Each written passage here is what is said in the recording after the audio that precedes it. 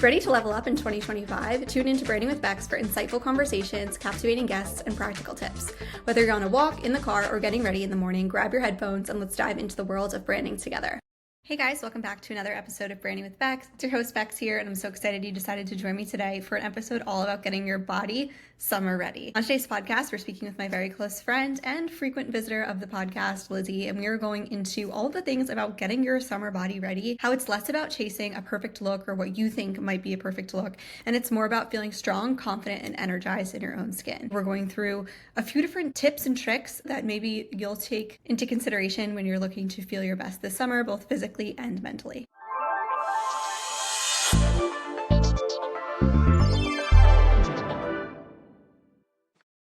Hey Lizzie, welcome back to the show. I'm so excited to have you on today's podcast. We were talking all about getting your body summer ready. And I think something that comes up a lot as we're getting so close to the summer season, which we are fortunate enough to live in summer all year round, but I know for many they're not as lucky. And I think it's really about coming up with balanced, sustainable tips that will help you to feel your best, a little bit more or less on focusing on maybe an appearance or what you think might be a good look, but more so on feeling strong, confident, and energized in your skin. So Lizzie, I don't know if you want to do a little bit of background about you. I know you've been on the show before. Yeah, of course. I feel like I'm a seasoned veteran now. Yeah, but so happy to be a part. So I am currently a fitness instructor, fitness influencer. Beck and I have been friends for quite some time now, and we do content together. So I started doing lifestyle photography, lifestyle modeling, all that fun stuff, and carried that through to what we do now. Still have my own activewear line. I'm kind of revamping that just a little bit. But yeah, so we're here to kind of give you some fun tips on fitness, especially with summertime rolling around, and like how lucky are we to be in Florida. Yeah, absolutely. Lizzie is the perfect guest to have on this show to talk all about health and fitness and wellness. There's so much information out there on Instagram and on really all social media platforms is like these trends and things you should do and you shouldn't do. And I think today we really just want to get back to the basics and kind of break down what has worked for us. I wouldn't say that I'm necessarily an expert in this, but I do have a lot of experience in the health and fitness and wellness space. And I think it's worked for me. I don't know if it's going to work for you. I hope it does. But maybe there's some things from today's episode that you'll take with you and make you feel a little less overwhelmed because I think there is so much information out there. I just want to enforce too that this is really not like expert advice. So definitely do what works for you, but to really look at this wellness journey as what it is, which is a mental and physical journey. Lizzie and I have been working out and have been really conscious of this space for such a long time that there's this often this image sold, oh, this is something you could do in like a few days or overnight and get instant results. But this is really a long game. For tip number one, I would say to be really realistic and honest with yourself, with your health focused goals, and focus more on how you want to feel, not just the way you want to look. I would definitely try to avoid crash diets or extreme routines. I think there's a lot of things online that are like, oh, just eat this or just take this supplement or just whatever the workout may be, and they promote these quick results because that's ultimately what sells, but it's not a sustainable like long-term plan, and I think people can get discouraged when they try those things. One example I would say would maybe to be something like setting goals to work out. Maybe it's 4 to 5 times a week, or maybe even smaller than that. Maybe it's just a few, like 10 to 15 minutes, 3 days a week, whatever works for your schedule, but at least it's getting your body moving and you're getting started. And then another goal could be something like cooking more whole meals, losing if there's a number of pounds you want to lose, but setting a time frame for how long you're going to give yourself to achieve that, not just like trying to crash diet because it's almost Memorial Day weekend. Lizzie, what do you think about that? So I definitely agree. I think people get really hung up on what they see online. So they just want things instant, that instant gratification. And I think that's what people chase. But when people have to think about where they're at in their fitness journey, sometimes what they go through, it takes years and years of sedentary lifestyle or whatever it may be, injury, whatever that packs on let's just say weight. It packs on extra weight that maybe someone didn't want to have, but for that to take years to pack on, it doesn't take years to take off, but it's not going to be instant. So I think people have to kind of like let go of like, hey, change is coming. It comes with habits, it comes with consistency, but we have to let go of that instant gratification, like we want it done yesterday type of feeling, especially when it comes to fitness and health. But yes, the more whole foods, the better. The more that you can make your own foods, especially everything fresh as possible. Like instead of getting like packaged or frozen avocados,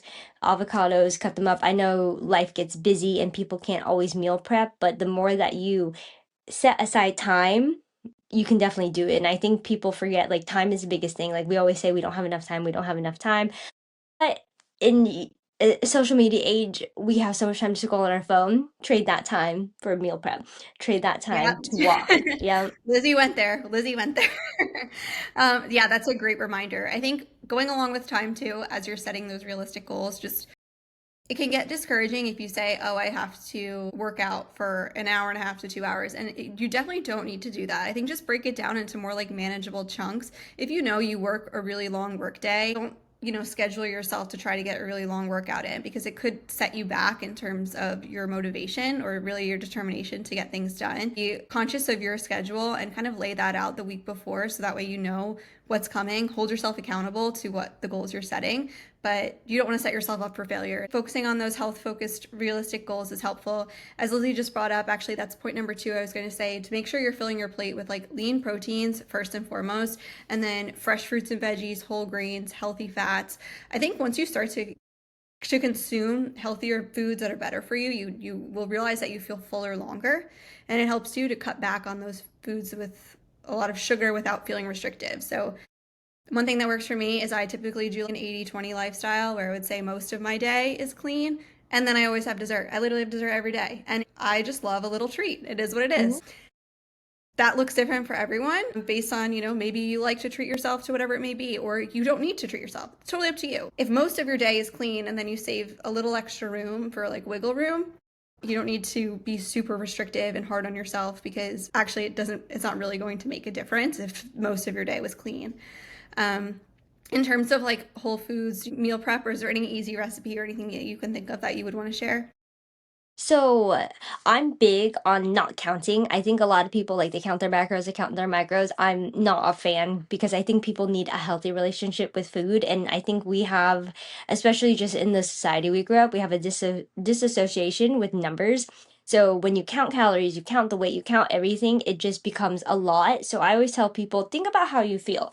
So if someone is eating like Cheetos or something, for instance, you normally don't feel good. I never really see people, they're like, oh my God, I have so much energy, right?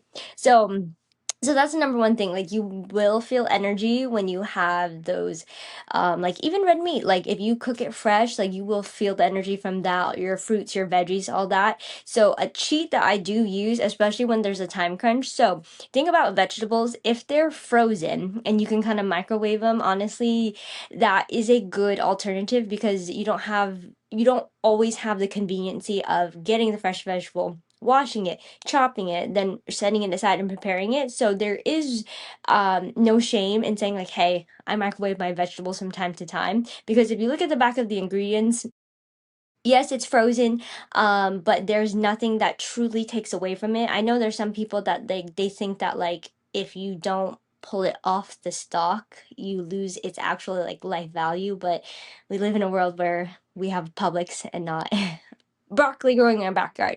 So there's one. If you have an air fryer, definitely invest. That saves so much time. You can cook a piece of salmon in 10 minutes.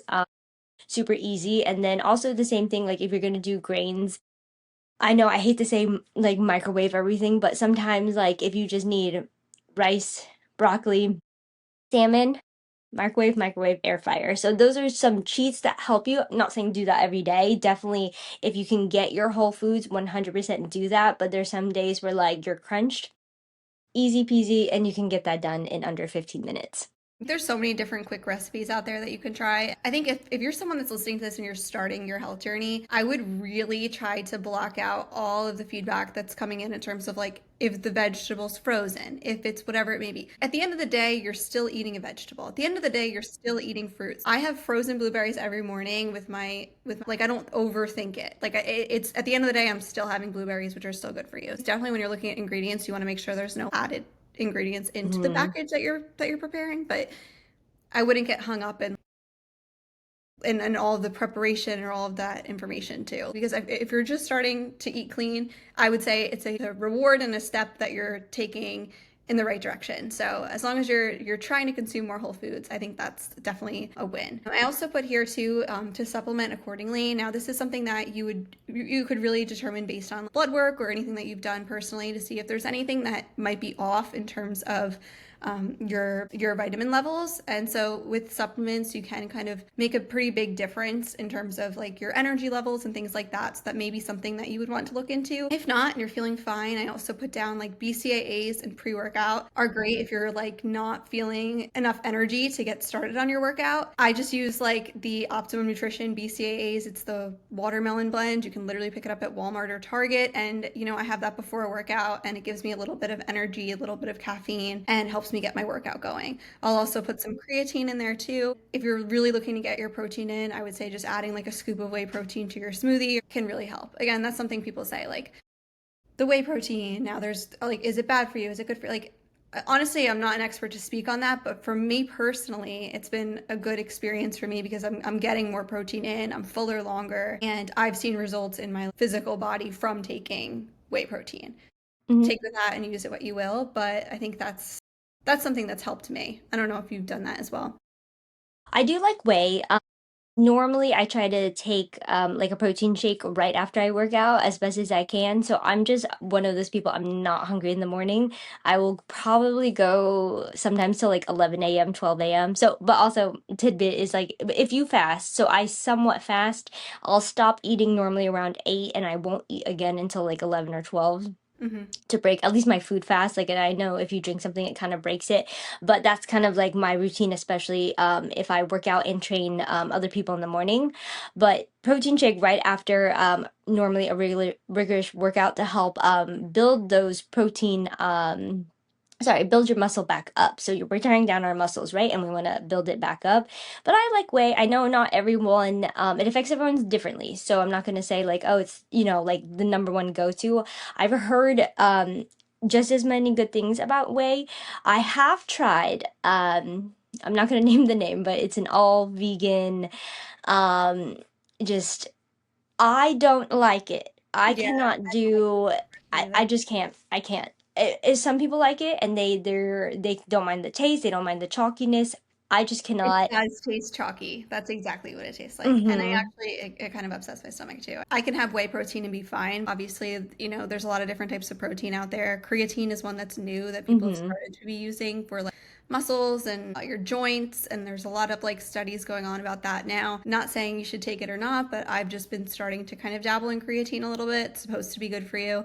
They say, especially after over 30, you should start using it, Mm-hmm. which I know sounds crazy. Definitely something they say to recommend because you start to lose like the muscle mass as you get older. Mm-hmm. So, looking into supplements, not saying you have to jump on it as you just get started on your health journey, but maybe something to take into consideration as you move forward. So for tip 3, I put to move your body regularly. There was a mix of, you know, strength training and also with some cardio, and then also to make sure you're incorporating some sort of flexibility, whether that's stretching or yoga, just to keep your muscles long and lean. And then with strength training, I've actually found that for me personally, lifting weights and doing cardio that is more on a walking or jogging pace versus something that's like HIIT has worked better for me in my experience. But how about you, Lizzie? I might be a hair on the opposite side where I not completely all cardio, but my body tends to gravitate towards like a little bit more of an intense cardio and then but I'll split my fitness day. So if there's one where I do like a really intense cardio, then I'll split and do like a completely separate weight day. So yeah, for some people like they honestly some high intensities like don't work. I have another friend who she just has a heart condition so she can't honestly do those high intervals. So, but to move, same thing, like sometimes like brisk walking or cardio that way is good for some people. And you have to kind of like know your body too. And there are some people like, obviously there's a certain level when you push yourself, but but there's a balance and you kind of have to know. But strength training overall, I feel like if people don't know where to start, strength training definitely is a good place to start because you'll still get your cardio up. You'll hit and build all those different muscles. And then from there, I think people can start to see and push what level of intensity in their cardio that they can handle. Yeah, and I think it's important to make sure you're choosing a movement that you actually enjoy so that way you'll stick with it. If you are not someone that loves to run, definitely don't say today's the month I'm going to run every single day, because you're just not going to be as motivated or enjoy it. And you want to make sure you're enjoying this journey so that it's sustainable and you do it over time. When it comes to like HIIT workouts and things like that, I think it's so important to push yourself, like Lizzie said, and also just to be conscious of what works for you. There was a point in my 20s that I was doing so much HIIT workouts and I actually plateaued and didn't see any results. And then it does spike your cortisol if you're prone to a more anxious mind like I am, or be a little bit more stressed. So that's a good way too to balance out your workouts. If you have a really stressful day at work, maybe going and doing like a really crazy, CrossFit style workout might not be the best way for you to wind down, but maybe picking up a weight or doing like a dumbbell or heavy lifting might be a good option for you to kind of cool down a little bit. And then maybe on other days where it's a weekend or you're not busy or stressed out, then you can kind of turn to a different type of workout, or push yourself in other ways. That's just something that I've found that has worked for me. And then definitely continue to try new things, because I think that keeps it exciting, whether that be a dance class or something different. Like there's so many ways to get your movement in, but find one that works for you. Mhm. And then the next one I have: to rest, recover, and sleep well. So muscles need rest time in order to rebuild, and your body needs sleep in order to function well. The recommended sleep is around 7 to 9 hours of quality sleep to improve your energy and metabolism and mood. And before bed, I would say something that helps is I always try to put my blue light glasses on. I have these ones, but I actually got suckered into buying another pair because I watched this YouTube video the other day on how these don't work as well as the ones that have the yellow frames. So I ordered the yellow frames. We'll give those a go. That helps, especially as I know everybody says, power down your screen 30 minutes before you go to bed. Like, I think we should just be realistic here. Like, if you're looking at your phone or whatever it may be, at least try to have like a blue light glass on, because that can help you with falling asleep easy. Magnesium is a good one too. That a lot of people are deficient in magnesium, so if you have that before bed, it can help you fall asleep. Obviously, limiting screen time does help with that. Do you have any tips or tricks for a sleep schedule? So I definitely think that's the biggest thing is to put your phone away. So I always try to like make it a habit that like if there's a point that I'm gonna get into bed, I kind of keep it far enough away so that way like I associate bedtime with like sleeping. So I think creating some type of routine, I think that definitely helps. We're creatures of habit, so I think like the same thing when people have like that morning routine, same thing goes for night. So I feel like if I follow the same steps, my body and my circadian rhythm starts to follow that. So I have like, my skincare routine, then I settle in, and then I put my phone in certain places. It's kind of like when it helps for me, so I'm not sure if it's gonna help everybody, but it's like when you don't know where your keys are, I always put my keys in the exact same spot, so then everything becomes a habit, so then I'll never lose it. So then for me, sleep is the same thing. I start building those habits, so then my brain knows like, okay, I'm washing my face, brushing my teeth, this exact order, coming in this way, phone this way, and then I feel like once I hit bed, it's been easier for me to sleep that way.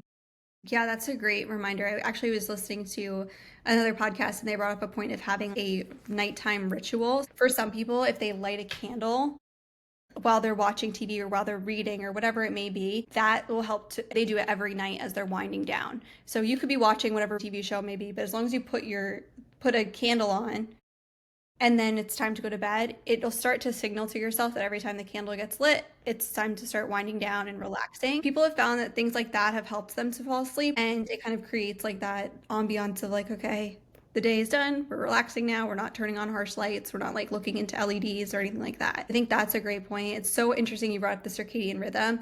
I actually just listened to this whole episode about it, and the expert brought up a few good points. So one, he said we should be going to bed with the sun and with the moon and waking up with the sun every morning. So he actually gets up at sunrise every morning and Ooh. stares at the sun barefoot, and then he goes to bed as soon as the sun goes down. Like, actually that was probably like Oh, 15 minutes ago. interesting. Okay. Yeah, and he said that Hmm. that's your optimal sleep. And then he also mentioned that you should only eat when the sun's out, which I thought was a really interesting and probably a very smart point. So he said that your chances of like obesity and like all these issues decreases if you only eat when the sun's out. So you have breakfast with the sun, and then you have your last meal of the day is before sunset, which does make a lot of sense. However, I have not even had dinner yet and it's 8:15. This clearly wouldn't be the best suited for me with like during the week, maybe on the weekends, but I'm always going crazy after work. So like it's something to keep in mind. I would like to be able to do this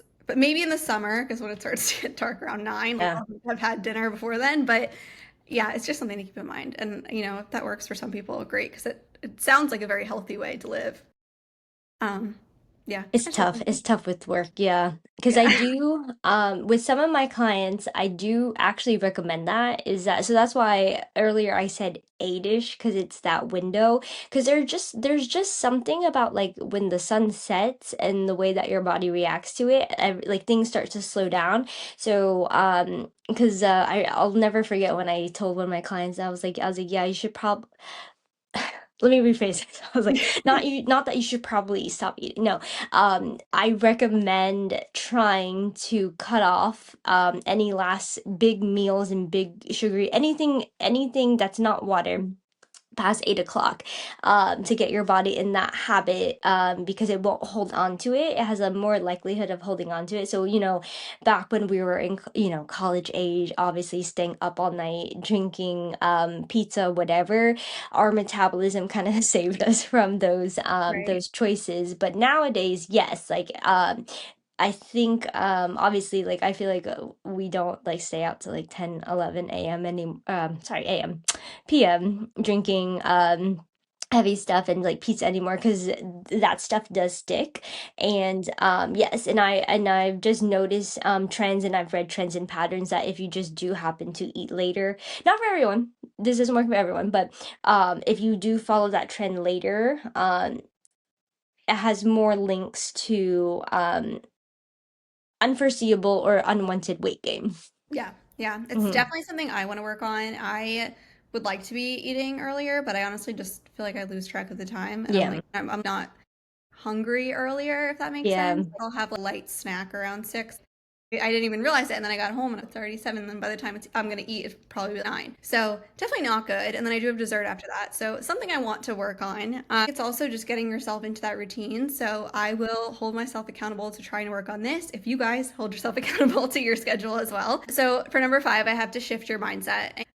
There is a really interesting quote that came up, and it's that confidence is built with action and self kindness, not self criticism. That's so important. It's so easy that we are our own toughest critics. We're hard on ourselves, and we forget to celebrate our own wins because we're so focused on trying to reach progress and trying to get better that sometimes we don't take a step back and say, hey, this is great. I'll give myself a compliment right now. Like, well, maybe I do eat my meals way too late for dinner. I have been getting my 10K steps in a day Hmm. for pretty much almost this whole year. That is a little celebration for my own self, and I'm proud of that. And I think it's important to ditch the comparison, to focus on yourself and your own progress. This may sound silly, but if there's any accounts that are making you feel self-conscious, I think a lot of what we are is what we consume too. If you're consuming a lot of content that's overwhelming to you and makes you feel like you don't even want to get started, unfollow them. Really focus on something that works for you and replace your negative self talk with things like, I'm making progress,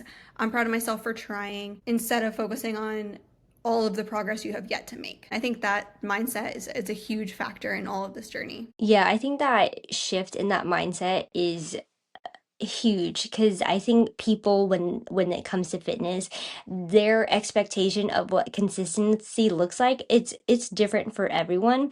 And sometimes like I feel like I'll see people, they come in late, they only came in once a week, and it's kind of like, but you're here and it's better than not showing up at all. And I think those people that you're able to cling on to those moments, you can rebuild those good habits a little bit faster. You're a little bit more gracious with yourself when you fall off because that's life, right? Like we're not perfect, we're not going to have these consistencies.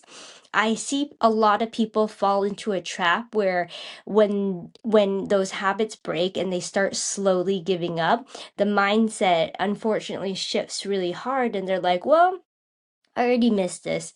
Well, I haven't gone all week.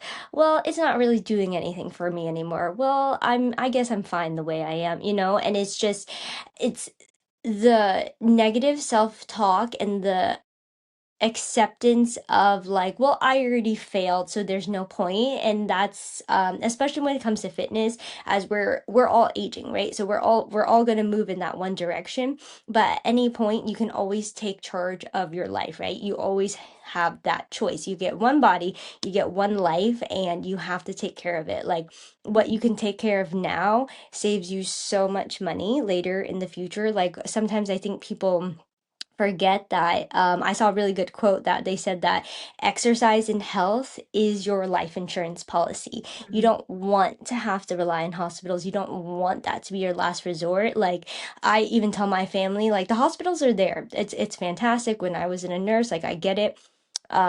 Being in the ER, it's important, but I'd rather not see anyone there if possible, unless it's like that wild emergency. And walking every day, running, finding something, a routine where you get your body moving, and also 10,000 steps every day. That's amazing. Thank Yeah, you. I was like, dang. But yeah, but like people neglect the amazing thing that like our bodies can do, like like just like movement in general. Like, movement is a gift. I always tell people movement is such a gift that you it'll be 10, 20 years, and then you'll, if you f- whatever circumstance, like, don't have the ability to walk. Like, I used to see that in the ER a lot. Like, it is that shift in mindset is, it's so powerful. Hmm. Yeah, absolutely. I think it's so important to think about how much of a privilege it is to be able to work out and Hmm. to get your body into shape. Like Lizzie said, this is a little bit of a different perspective because I think we're both coming from this has been a long game for us for so long. And if you're someone that's starting your journey, definitely don't compare it to where Lizzie and I are at right now. This has been a long time coming to get to the mental and physical state that we're both in. And I think it's never too late to start your journey, but don't compare your day one with Hmm. people like Lizzie and myself that I've been active since I was first enrolled in sports when I was 2. So like I've been very active my entire life. You can look at people that have carried on to it, and if you've stopped and you've taken a break, it's not too late to get back up and to do it again and to try it and to get your body moving. There's always time to get started, but with every day that goes by that you wait and you push it off, it's just another day that's moving you away from your goal. So as we kind of wrap up with the last point of this episode, this is a little bit of a pivot, but it's on making yourself feel good. Now, as you're working out, if you're focusing on your diet and lifestyle and all of the pieces, your clothes are going to fit differently. But as the journey comes on, there's ways and things that you can do to make yourself feel better. Something I noticed with weightlifting is the scale may look heavier, but your body will slim down and you will not get bulky, but it's actually the reverse. You'll feel Hmm. just tighter in general and like longer. And I think while that's happening, don't get discouraged by the number on the scale. Don't think you have to hit a certain weight loss by the end of the week. It's just realistically not going to happen. So give yourself that grace, but dress in what makes you feel good. If you need a new workout outfit to get started on this journey, I say go for it. Wear something you feel confident in and what makes you feel good and feel motivated to go for it. And don't wait for that like goal weight to wear the outfit or to buy the swimsuit that you've been wanting to wear. If you start taking those steps, you're putting it out there that and it will follow. So feeling confident today will help you enjoy life more today, and then also help you as you're moving forward in your goals to stay motivated to keep crushing them. So were there any other points, Lizzie, that you wanted to bring up and ways to get that summer bod ready?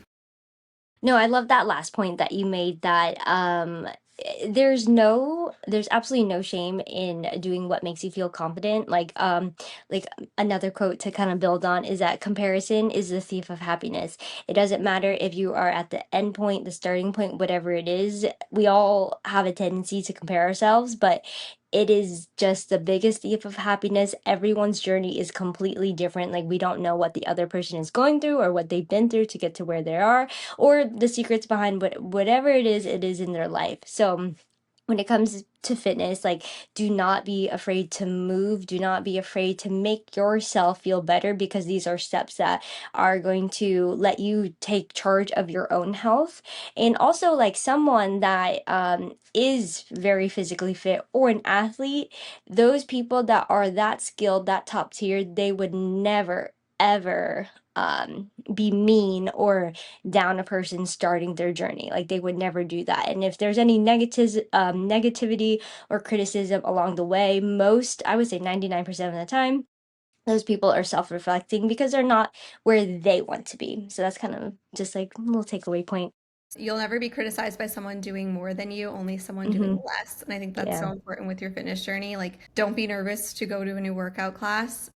Put yourself out there, try it if it's something that you're interested in doing. And if you're more comfortable doing your at-home workouts, stick with those. But whatever works for you. You can work out with other people, but you also, if you can hold your own self accountable and you prefer to keep this journey personal, that totally works too. You don't need to go crazy trying to share it all over the internet. Like, focus on your journey, do what works for you. I think that also helps too, like the more moves, less announcements, and then you'll have your summer bod ready for this Mm-hmm. year while you were able to focus on that personal growth.